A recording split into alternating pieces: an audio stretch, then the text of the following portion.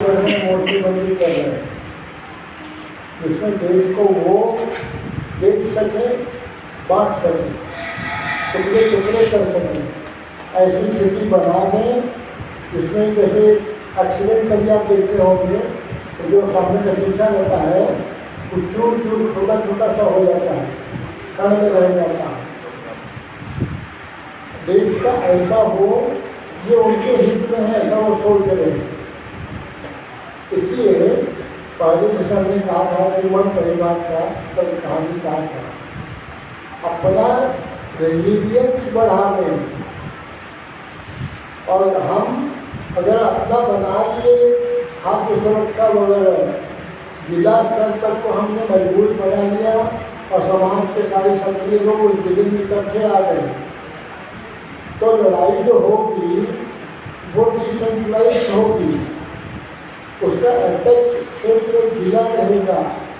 इसलिए उसमें न सरकार, न सत्ता, न संपत्ति, इनकी गुलामी में रहे हुए सामान्य लोग लड़ेंगे। उसके लिए उनको तैयार करना। इस विषय में जो आप कह रहे हैं तो मुझे राम राम की याद आ रही है।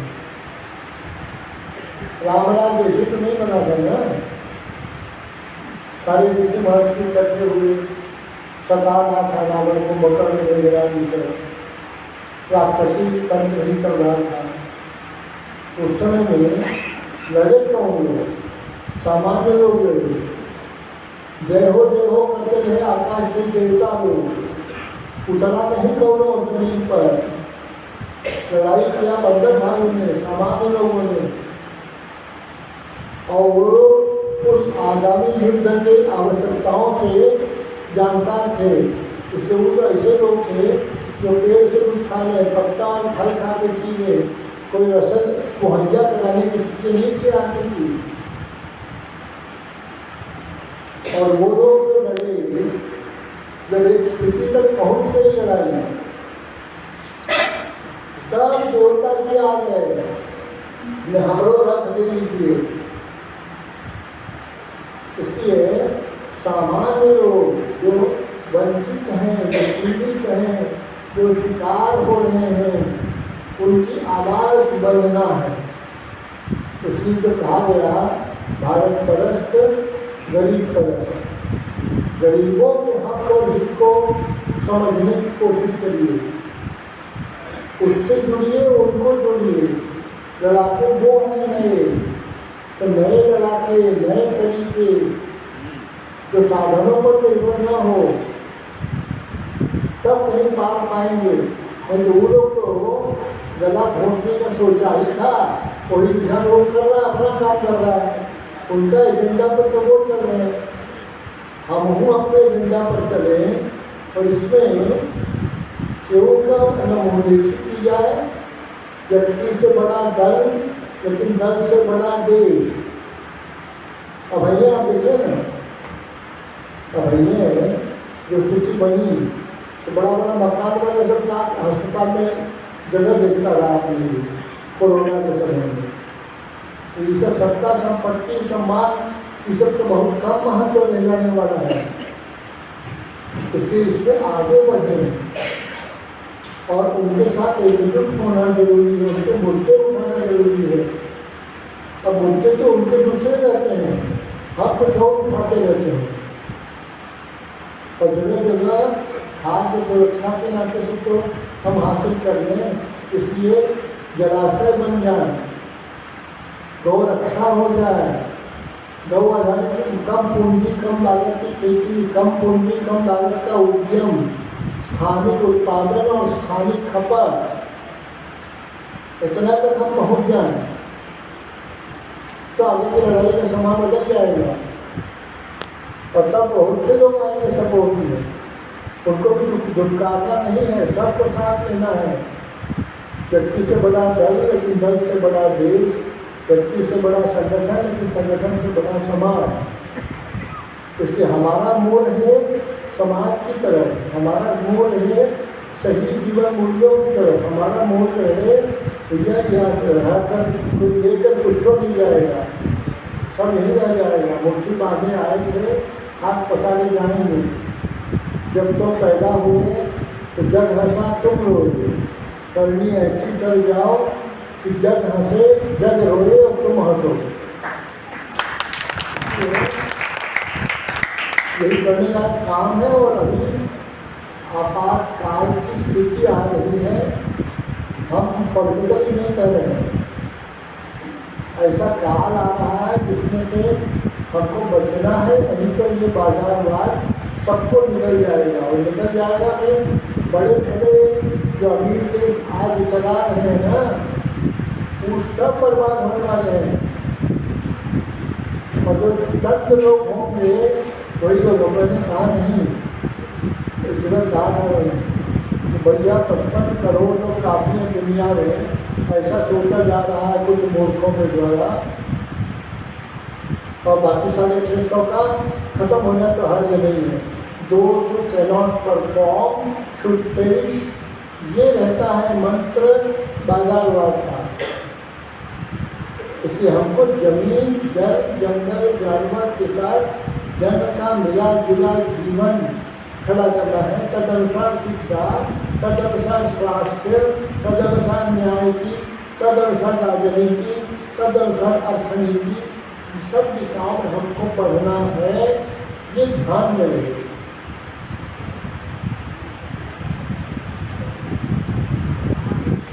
अब पर्सनल ग्रोथ को सेंट्रिक में रखते हैं, तो ये होने के बावजूद साइमल्टेनियसली हम किस तरीके से किसी ऑर्गेनाइजेशन को कंट्रीब्यूट कर सकते हैं और एक्टिव पार्टिसिपेंट हो सकते हैं।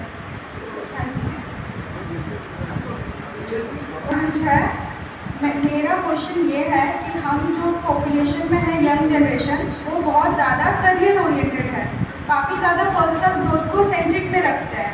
तो ये होने के बावजूद भी हम साइमल्टेनियसली किस तरीके से किसी ऑर्गेनाइजेशन को एज एन एक्टिव पार्टिसिपेंट के तौर पे कंट्रीब्यूट कर सकते हैं, मतलब कैसे संपर्क करना, उनको समझने की कोशिश करना, ओवरडोज नहीं देना, उपदेशक नहीं बनना, उनकी स्थितियों को समझना, अभी जितना पचे उतना खिलाना, अधिक से अधिकम फलम रहे तभी। इसलिए हम अपने से ही हर वर्ग हम तो काम नहीं चलेगा। इसलिए जिनके साथ है उनको भी साथ देना, बाकी लोगों से एक कदम आगे रहना। बाकी लोगों से बहुत आगे चले गए, अकेला छूट जाएंगे। इसलिए जो अपने साथी हैं, कहते हैं अंग्रेजी में good workman never quarrels with his own craftsman. अपने लोगों के साथ लड़ाई नहीं, संघर्ष नहीं, दुष्कारना नहीं, तिरस्कार नहीं, प्रेम से जो दे उसका भी भला, जो न दे उसका भी भला, और जोड़ते चलना है।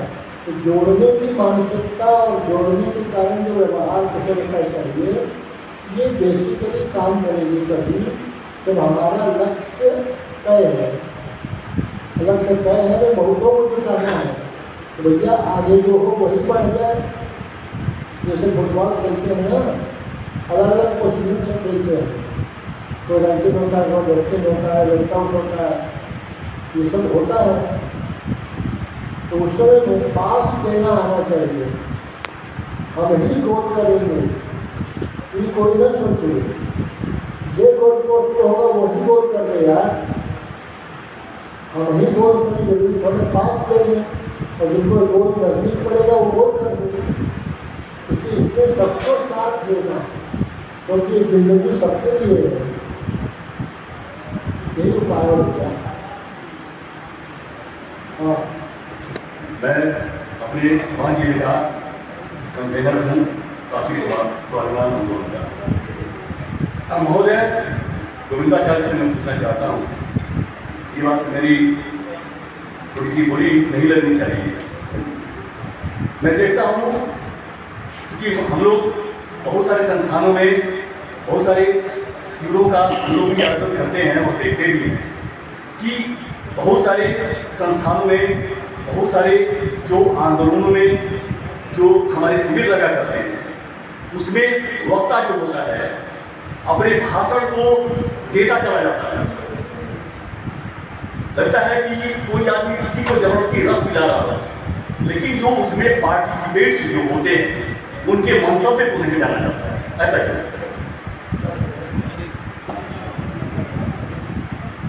उद्देश्य क्या है इस पर समझना होगा। उद्देश्य इस शिविर का तो प्रशिक्षण का है। जो संगठन का काम किए हुए हैं या करा कर रहे हैं, वे आपको कुछ बातें बताते हैं और उसके बाद जो व्यवस्थाएं रहेंगी उसी व्यवस्था में कुछ लोग भी तो बोलने जैसा ही का सत्र हुआ, उस समय कोई भी बोलना चाहे तो बोल सकता है। शेष में तो रिसीवर ही रहेगा ज़्यादा, इसलिए इसमें जो होना है, हाँ फुर्सत से बातचीत होना, इसमें मेरा कहना होगा प्रशिक्षण शिविर में भी कोई भी सत्र 1.5 घंटे से ज़्यादा का न हो। पहला। दूसरा, शाम का समय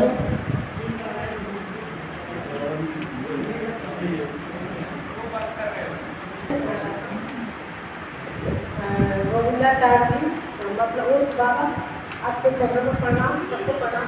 मैं ये कहना चाहती हूँ कि सदियों से भारत गांव का देश रहा है। हम सब ज़्यादातर गांव में ही निवास करते थे, लेकिन वर्तमान परिस्थिति में आप देख रहे हैं, खास करके मैं अपने बिहार की बात करूँगी, दूसरे राज्यों की मुझे इतना नहीं है जानकारी, कि आप देखेंगे कि धीरे धीरे एक ऐसा षड्यंत्र सरकार के माध्यम से चल रही है गाँव को समाप्त करना। आप हमारे सासाराम को ही ले लीजिए, बगल में पहाड़ी क्षेत्र है जहाँ उनकी आर्थिक स्थिति इतनी ठीक नहीं है कि ठीक से वो 2 रोटी खा भी सके और अच्छे जीवन जी सके। और उनके गाँव को अगर आप नगर निगम बना के तमाम तरह के टैक्स में उनको बांध रहे हैं, उन टैक्सों से वो और जाके आत्महत्या करने को मजबूर है, उनकी रोजी रोटी छीनी जा रही है। तो ये सरकार के ऐसे षड्यंत्रों से अपन हम सब कैसे बचे, ये हमारा गांव कैसे बचे, ये बहुत बड़ी चिंता का विषय है। बाबा से मार्गदर्शन। इसके पांडे जी ने जो कहा था ना, उनका उत्तर पूरा नहीं हुआ। जैसे मैंने कहा, शिक्षण में भी 1.5 घंटे से ज़्यादा का कोई सत्र न हो, नहीं तो रिसीविंग कैपेसिटी इफेक्ट होती है। अब पेशाब लगाओ जोर से, आप अपनी बात कहे जा रहे हैं उनको, उल्लंघना रहेगा तो 1.5 घंटा मैक्सिमम एक सत्र चले, इसका ध्यान। दूसरा, शाम के समय 3 सत्र की जगह 2 सत्र, ताकि फ्री टाइम रहे आपस में बात करने का। तो जितना फ्री टाइम का प्लान करेंगे उतना वर्ग ज़्यादा इफेक्टिव होगा और रिजल्ट आएगा उसका बेहतर। उसमें नहीं तो जैसे अभी उदाहरण है, अभी पेपर थे,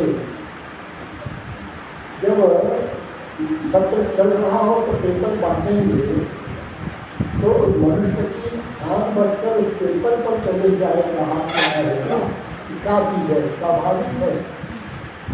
इसलिए सत्र खत्म होने के बाद दरवाजे पर रखा है टेबल पर एक एक लेते हुए जाए, तो उससे बात बन सकती है। ऐसी कई चीज़ें हैं व्यवस्था के तहत, सोच के तहत लाना जरूरी है। नहीं तो हम तो रिजल्ट दे देंगे, इनमें से कितने बाद में पढ़ेंगे मालूम नहीं है, और उसका पेपर का क्या होगा नहीं मालूम है। ऐसा ओवरडोज न करेंगे तो बात बचती नहीं है। ये ध्यान रखने की बात आयोजकों के लिए और सहभागियों के लिए ध्यान देने की बात, जो फॉर्मेट बना रहता है उस फॉर्मेट की हर एक की जो स्कोप है और कुछ लिमिटेशंस हैं, उसके तहत इसको लेना पड़ेगा, ऐसा रहता है। और आप जो कह रही हैं उसमें इतना ध्यान रखिए कि जो गांव हम कह रहे हैं, गांव बहुत तरह के हो गए और कुछ तो प्राकृतिक कारणों से। हिमाचल प्रदेश में हिमालय की जो इको बेसिन हो गई, उससे गांव का प्रकार अलग हो गया, जनसंख्या भी सघन हो गई और शहरीकरण पिछले 30 साल में बढ़ता गया। 50 साल पहले शुरू हो गया। इसके कारण 80,000 गांव लीन लिए गए हैं शहरीकरण के द्वारा। अब 5.5 लाख हो गए गाँव हैं और उनमें से कुछ को और आगे नोच रहे हैं। उसी नोचने की बात आपने उठाई है। इसमें ये मान लेना पड़ेगा कभी किसी की है, जब तक कि आप कुछ विशेष कानून न बना सकें। इसलिए राष्ट्रीय स्वाभिमान आंदोलन के काम के दायरे का ही विषय है कि कृषि भूमि घटती जा रही है। हाईवेज के लिए, निवास के अपार्टमेंट्स के लिए सब लोग अपना जमीन बेच कर जाने की स्थिति में आ रहे हैं, क्योंकि पैसा मिलेगा। श्रम में रहना ज़्यादा थी और गांव में रहना कम थी। इसके लिए जो अब्दुल कलाम से लेकर तमाम लोगों ने सुझाव तैयार किए हैं, फिर वही बात आएगी राजनीति और अर्थनीति। अर्थनीति तो विशेष तौर पर जल अवस्था में हो गई है, चल रहा है। उसमें निवासियों का हक और हित सामने कम है, इन्हीं व्यस्त स्वार्थों के अंदर है और समाज को बांध लेने की योजना करिए, साजिश करिए, उसके तहत काम चल रहा है। इसलिए हम लोगों को जैसे ताकत थोड़ी बढ़े, जिले में ही मुद्दों को उठाना, जिले में मुद्दों से मूल्यों से हमारी पहचान बनी। जिले के अंदर जो अखबार छप रहे हैं उन तक में न्यूज़ जाए, इसके लिए विषय अभी आगे लेंगे, अभी तुम्हें ले पाए हैं जन संगठन की कार्यशैली। उसमें जितना ज़्यादा जिले स्तर पर सक्रियता हो और बयान हो, रिएक्शंस हो, इश्यूज उठे, तो सब सक्षम इकाई बनने के स्तर पर आएगा। इसलिए उसको जल्दी से जल्दी पूरा करें। आपातकाल में आपद धर्म होगा, इसलिए जो गतिविधियाँ अपने लिए एब्सोल्यूट की एसेंशियल आवश्यक है बहुत ज़्यादा, उनको तो रखें। विशेष समय और शक्ति 330 इस तक पहुँचने की कोशिश करें। ये अभी भी आवश्यकता रहेगी। केवल व्यक्तिगत, पारिवारिक और सामाजिक जीवन में संतुलन दिखा के जरूर चलें, लेकिन समाज में क्राइसिस है, ये ध्यान में रखकर एसेंशियल और नॉन एसेंशियल, कोई भूखा न रहे, बेरोजगार न रहे, सम्मानजनक आजीविका से वंचित न रहे, ये तो प्राथमिकता होगी। लेकिन और 10 मंजिल पीट लें, ठग लें, जमीन कब्जा लें, इन सबसे पहले आपातकाल की स्थिति में जैसे नहीं किया जाता है। सब लोग जुट जाते हैं, किसी को भी पकड़ा के गाँव में आग लगी हो तो वही गाँव वही आग छितराई जाएगी सबके लिए, सब मिलकर बुझाते हैं।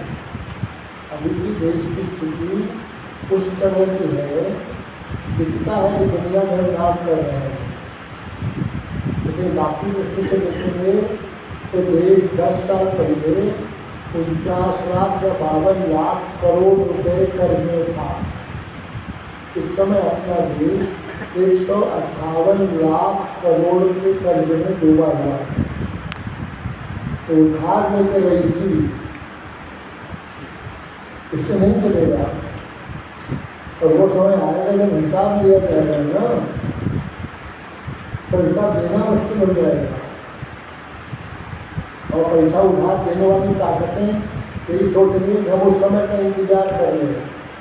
जैसे यूक्रेन का हमने कल बताया था वो ताकतें तो उसमें उठी हैं। रूस में कितने लोग मारे गए, यूक्रेन में कितने लोग मारे गए, इसके उनके मन में कोई संवेदनशीलता नहीं है। वो हथियार और मारो, इजराइल हो या हमास हो, वो हथियार और मारो। उनका तो मनोरचना ऐसी है, इसमें से अपने को बचना भी है, बचाना भी है, रास्ता भी निकालना है, उनको पराजित करना है, उनको हाशिए पर लाना है, उनको जवाबदेह बनाना है, उनको दंडित करना है।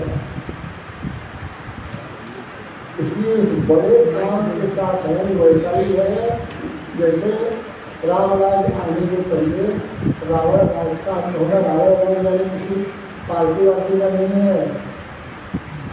ये जो दूर बैठे खैरी शाह है जो बाजारवाद के नाम पे सब पर छाने की कोशिश कर रहे हैं, बात राज उनसे है, अपने देश के लोगों से नहीं।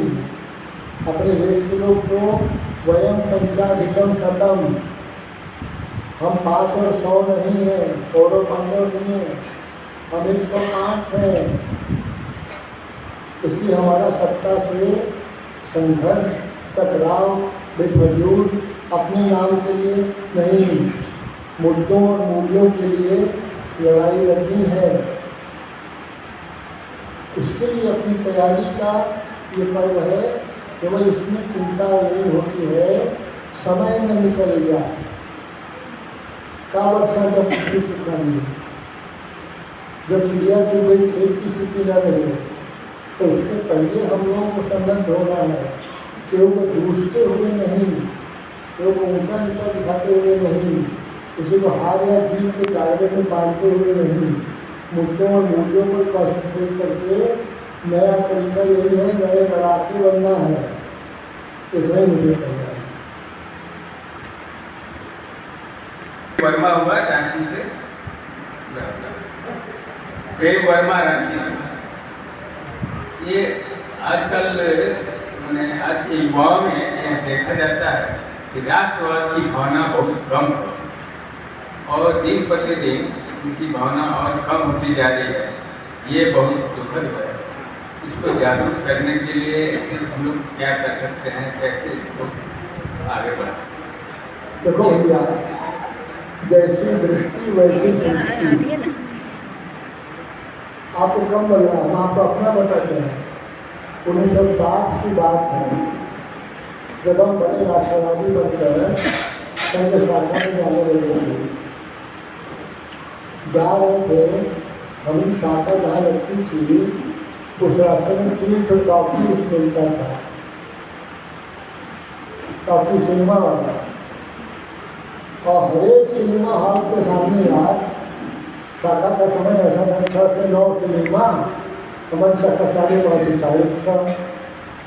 हम यूनिवर्सिटी से आके साइकिल पर तुरंत निकलते थे, 6-7 किलोमीटर जाते थे शाखा के लिए। तो रास्ते में 3 टॉकीज मिलता था, तीनों में भरपूर लाइन और टिकट के लिए मारा मारी। काउंटर में एक साथ 6 हाथ घुसर टिकट के लिए। तो हमारे मन में आता था यार ये तो इतना लोग इस शाखा पहुंच जाए, ट्रैफिक होना निर्माण तुरंत हो जाए। 100 में से 5-6 लोग पहुंच रहा है शाखा, 95-96 लोग तो काफ़ी सारे लाइन लगा रहे हैं। आपको भी आज ऐसा लग रहा होगा, लेकिन वो जो 5-6 लोग थे उन्होंने ही आगे चलकर बड़े बड़े काम भी किए हैं। और राष्ट्रवाद का तो इतने 5% लोग थे। अब है ऐसा ही है, हम बहुत बड़ा उल्टा हम देखते हैं। अभी का नौजवान 3 बातों की खुमारी से मुक्त हो गया है।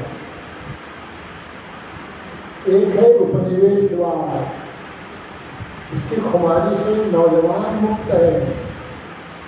उसके अंदर देश का अभिमान है, तो मेरी माटी मेरी देश। अभी जो कार्यक्रम हुआ हम दिल्ली में देख रहे थे, भरा था सड़क नौजवानों से, पूरा कर्तव्य पथ भरा हुआ था। और कौन स्वास्थ्य के लिए थोड़े आए थे सर, मिट्टी लेने के आए थे। इसलिए वो बात ऐसी लगी नहीं। जिन कॉलेजों में मैं गया हम उनको काम देने की स्थिति में कम पड़ गए थे। वो लोग कह रहे थे हम काम करेंगे, आप बताइए क्या करना है, क्या बताइए क्या करें, सब क्या बताएं, खाली कहीं कार्यालय आ जाओ कि कोनो बात है। अपनी अपनी जगह पर क्या करें उनका पूछना चाहिए है, उनको ठीक ढंग से बताना आवश्यक है। इसलिए मैं ये मानता हूँ, पहला है उपनिवेशवाद का हैंगओवर, उससे मुक्त है आज का नौजवान। पार्टीशन का हैंगओवर, उससे मुक्त है नौजवान। सरकार और राजनीतिक खोखले समाजवाद के जाल से मुक्त है आज का नौजवान। आज की युवती, उसकी अपनी समस्याएं हैं भरपूर, लेकिन उससे भी जूझना चाहता है। वो कैसे करे, क्या करे, इतना तजवीज रहा है। और इतने अच्छे अच्छे लोग काम में लगे हैं इस समय, चाहे महेंद्र गांधी हो, चाहे उमाशंकर पांडे हो, सबसे भी नौजवान लोग लगे हुए हैं। जैसी दृष्टि वैसी सृष्टि, जो देखिएगा वो पाइएगा। खाली अच्छी चीज और देखने के लिए थोड़ा गहरे पानी पाए। हम काफी स्कीम के पीछे समस्या लगता था। अब आपने गाँव की बात कहा था, मेरा निवेदन होगा भैया गाँव के बारे में जो भी कुछ भी करना चाहे कि तो किताबा जरूर पढ़े।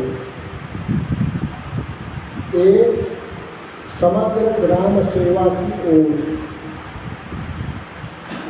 लेखक श्री धीरेन्द्र मजूमदार। दूसरा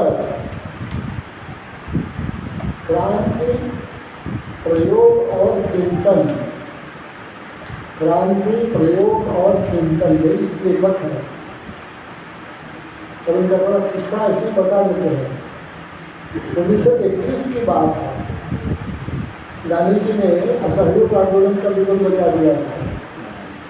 कॉलेज विद्यार्थियों को कह दिया था कि कॉलेजवा छोड़ दो, यूनिवर्सिटी छोड़ दो, की पढ़ाई लखा का कह के छोड़वा दिया।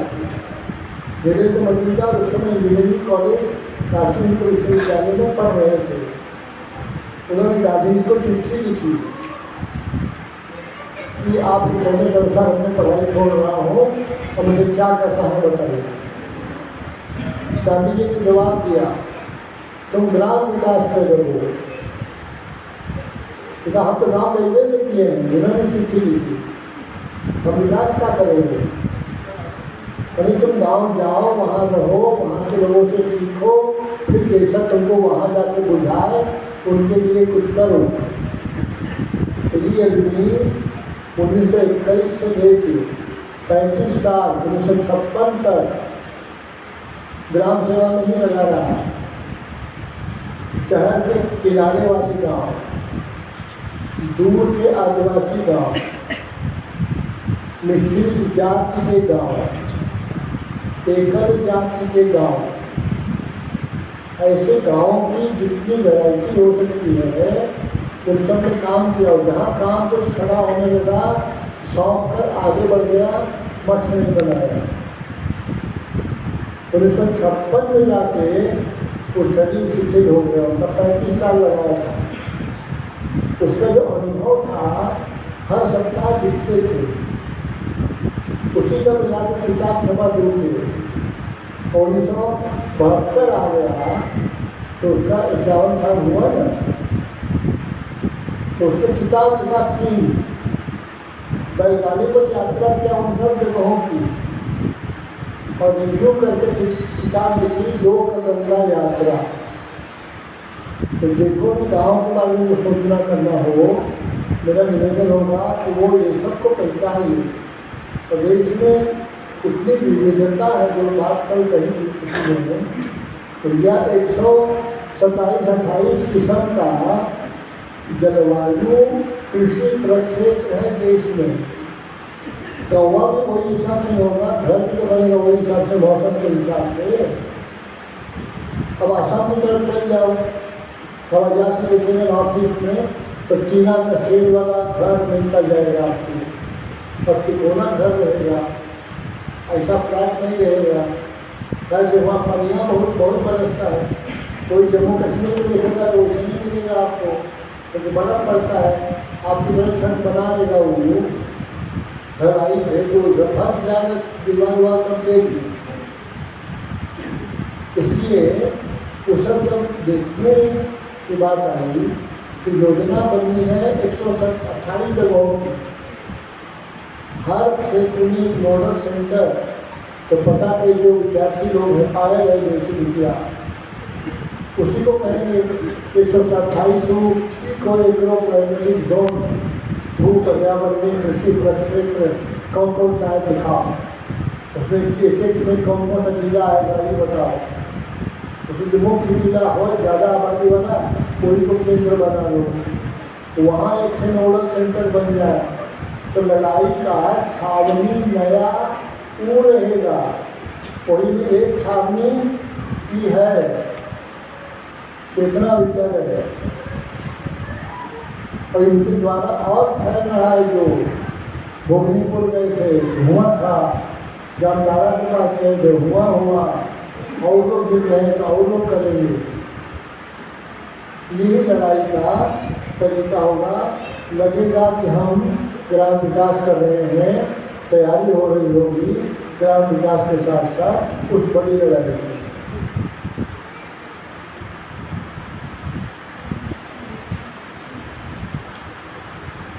जय मुझे परिवार से जुड़ा हुआ हूँ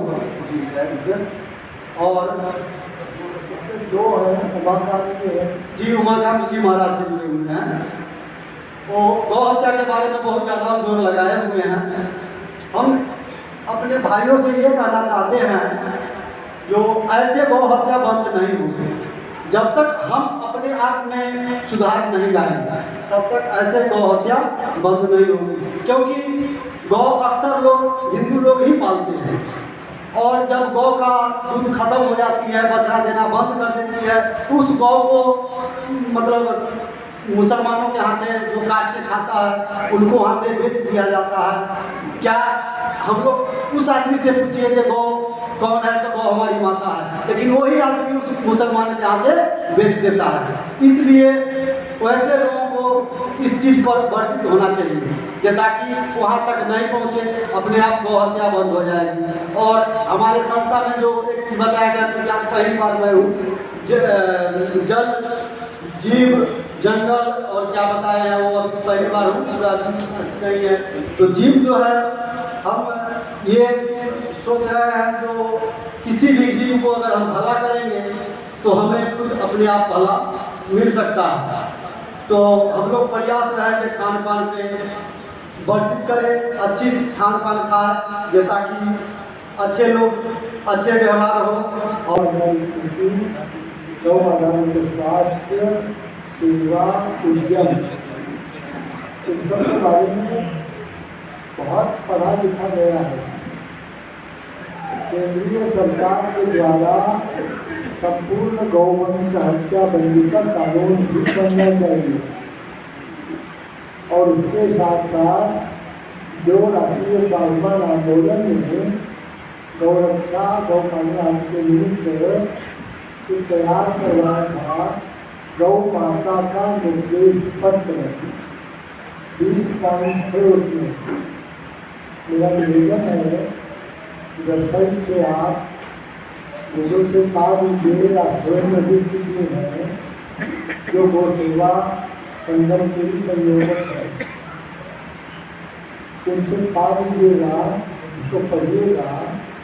नहीं तो ऐसे ही कानून बना दे तो निराश्रित गायों को चलता ही सकता है जो, और उससे किसान और परेशान होता है।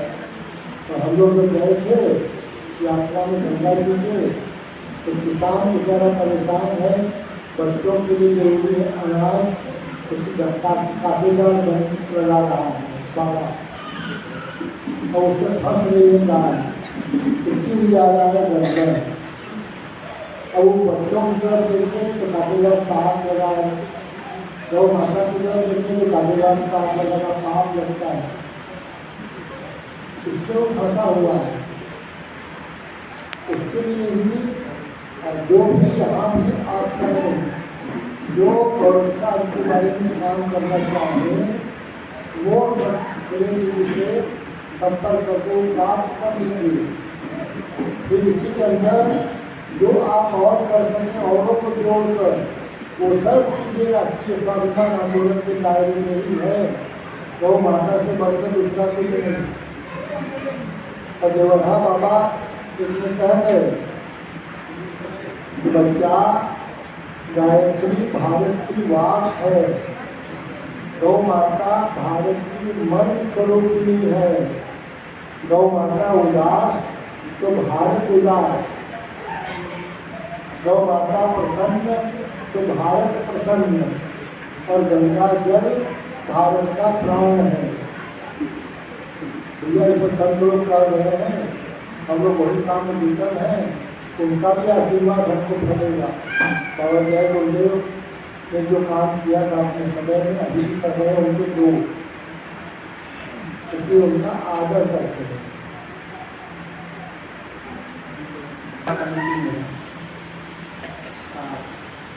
हम लोग 3 दिवसीय प्रशिक्षण यहाँ लिए। प्रशिक्षक लोगों ने हम लोगों को प्रशिक्षित किया, तो हम लोगों का दायित्व बनता है कि हम भी प्रशिक्षण लायक बन गए, ये ऐसा लग रहा है सर्टिफिकेट।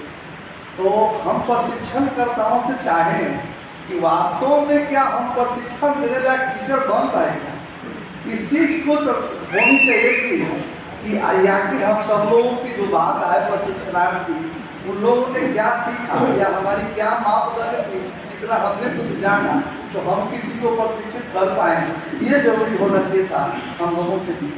ये मुझे लगता है मैं ऐसा कुछ कहता इसमें कहा है कि जो प्रशिक्षक है वो कौनों बड़े ज्ञानी हो गए, ऐसा भी नहीं है। अब हम लोग सीख रहे हैं, आप और सीखने वाले हैं। अगर किसी कारण से एक दुनिया ऊंचा होंगे या एक जगह आपसे आगे होंगे, हमसे सर्वोच्च ज्ञानी मत समझिएगा, क्योंकि ज्ञान का ठेका के हुए एक आदमी को भगवान ने नहीं किया है। हम बहुत अलग हैं, आप भी अलग रहिए, मेरा कहता है।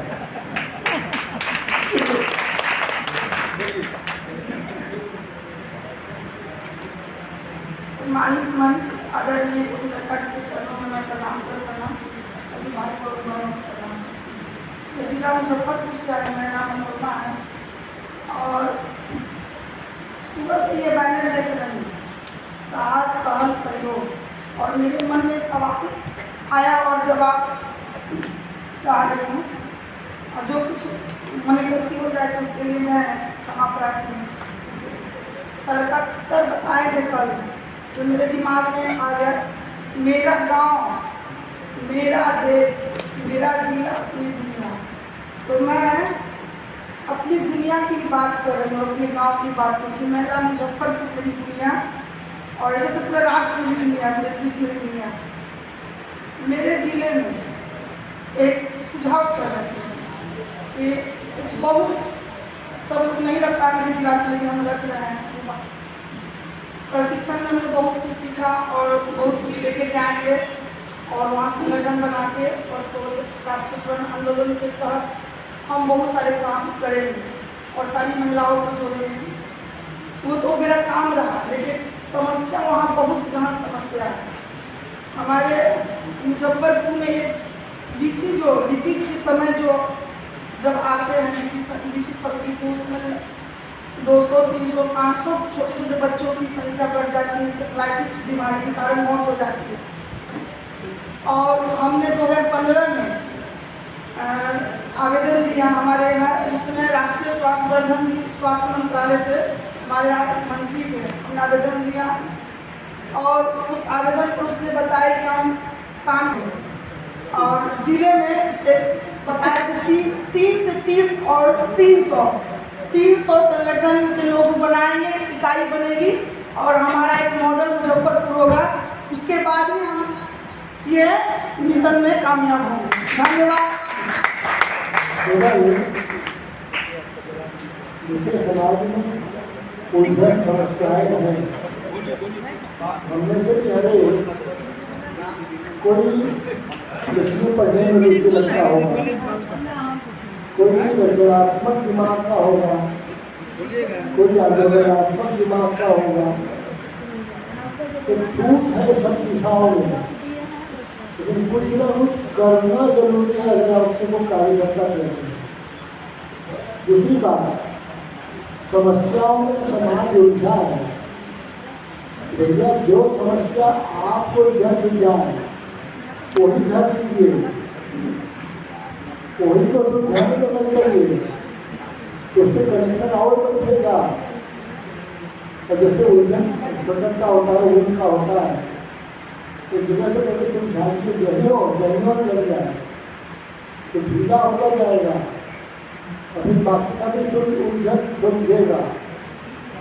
इसलिए कुछ तय करना, कुछ करना ये महत्व का विषय है। समस्याओं की लिस्ट बना देने के बाद 100-200 हर एक बना सकता है। दोनों समस्या को उठा दीजिए, जैसे कल ऐसे मंदिर की बात चली थी, गाँव है, कहीं मंदिर की बात चली थी, कहीं गोचर जमीन पर कब्जा हो गया, उसकी बात जो चलेगा छोटा बड़ा रचनात्मक बौद्धिक आंदोलनात्मक लगिए उसमें तो रास्ता बनता जाएगा। यही किए हुए लोगों का अनुभव है।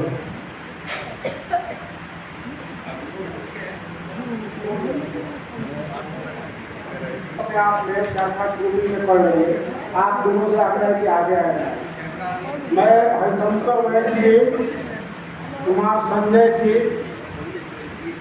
परमेश्वर प्रसाद जी गोपालगंज से, त्रिमूर्ति कुमार पटेल जी,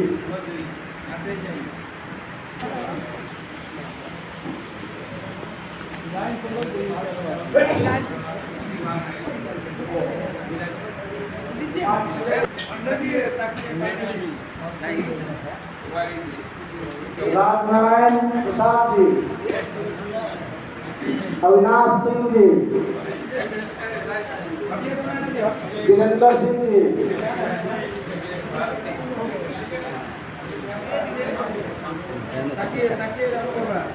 राजनारायण जी,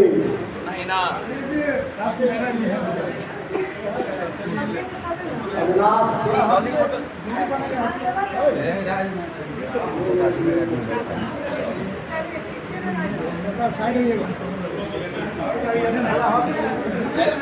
थोड़ा जल्दी करेंगे क्योंकि आगे के कार्यक्रम में त्रिलोकीनाथ सिंह जी, वीरेंद्र सिंह जी, उसके पास आ जाएंगे, जिसकी आवाज दी है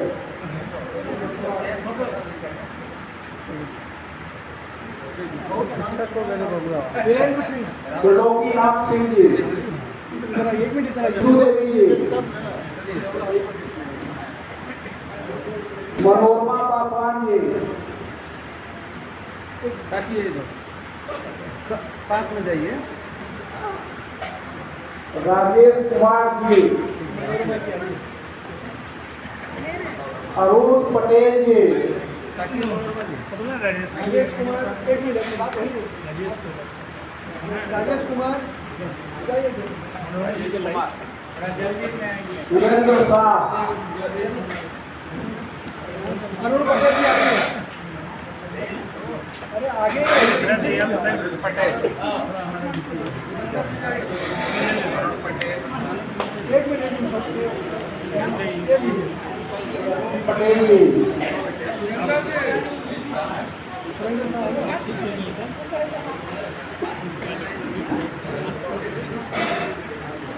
विराज अंसारी जी,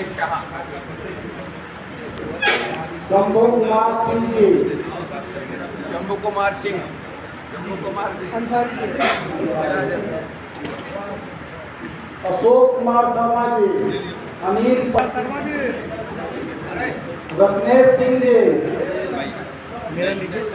ललित प्रसाद शाह जी, ललित प्रसाद, प्रमोद जी,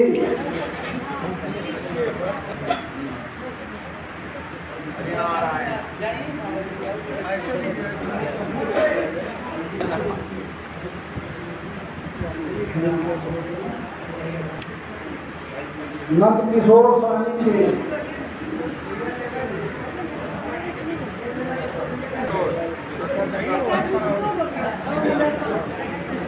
वाल्मीकि प्रसाद जी, ललिता देवी। जाइए, आप जाइए। पहले मैं एकदम सामने आके ये तो क्या करे ये ना हाँ, जाइए। ना फोटो खींचते हैं।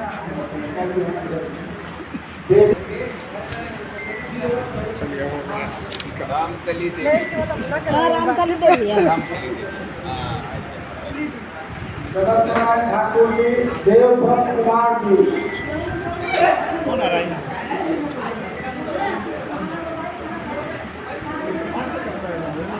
देवव्रत कुमार हाँ जी जी, मैं यही नारायण प्रसाद जी, जरा सा पकड़िएगा बाबू, पकड़िएगा। अच्छा यहाँ फोटो दिखिए। वो तो अच्छा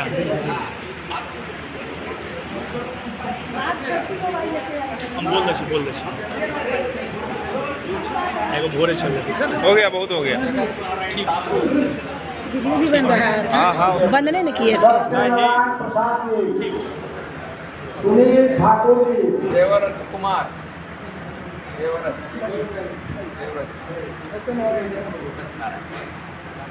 सुनील ठाकुर जी, मीता देवी, प्रेम वर्धन जी, प्रेम वर्मा जी,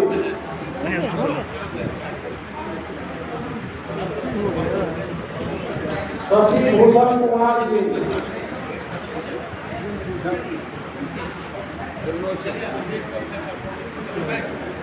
पायल रूप जी, प्रेमवर्धन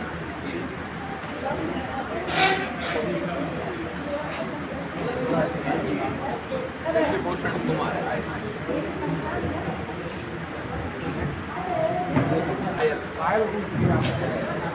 इंजीनियर विमल कुमार जी, इंजीनियर विमल कुमार कौन